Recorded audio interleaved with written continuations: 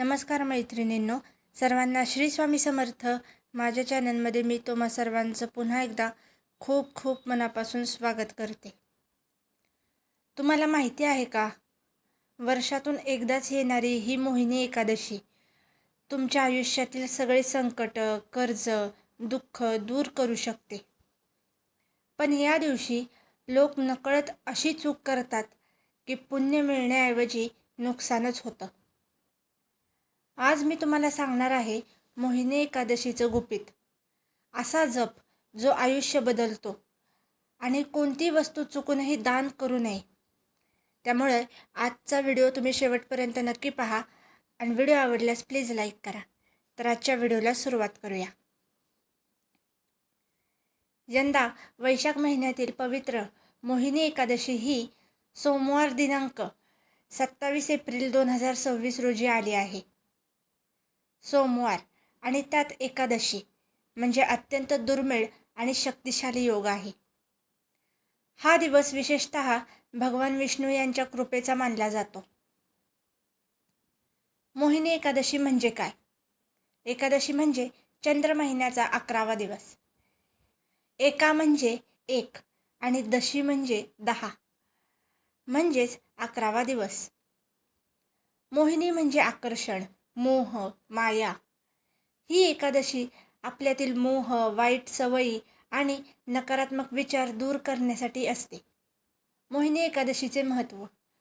पुराणानुसार समुद्रमंथनाच्या वेळी भगवान विष्णूंनी मोहिनी रूप धारण करून देवांना अमृत दिलं. त्या दिवसापासूनच ही एकादशी मोहिनी एकादशी म्हणून मानली जाते. याचे फायदे. पापांचा नाश होतो, आर्थिक अडचणी दूर होतात, घरात सुखसमृद्धी येते. सकाळी लवकर उठावे, स्नान करून स्वच्छ कपडे परिधान करावे आणि घरातील मंदिर स्वच्छ करावे. भगवान विष्णूंना पिवळं फूल अर्पण करावे, तुलसीपत्र अर्पण करावे, तुपाचा दिवा लावावा.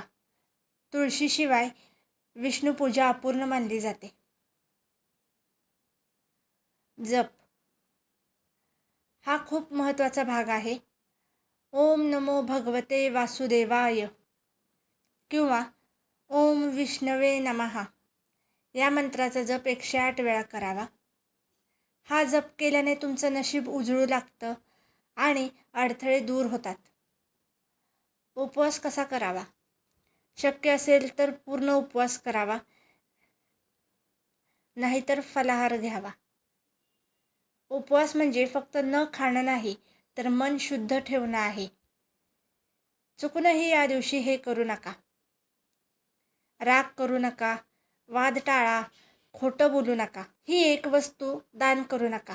मोहिनी एकादशी दिवशी चुकूनही तांदूळ दान करू नका, कारण मान्यतेनुसार तांदळात नकारात्मक ऊर्जा आकर्षित होते.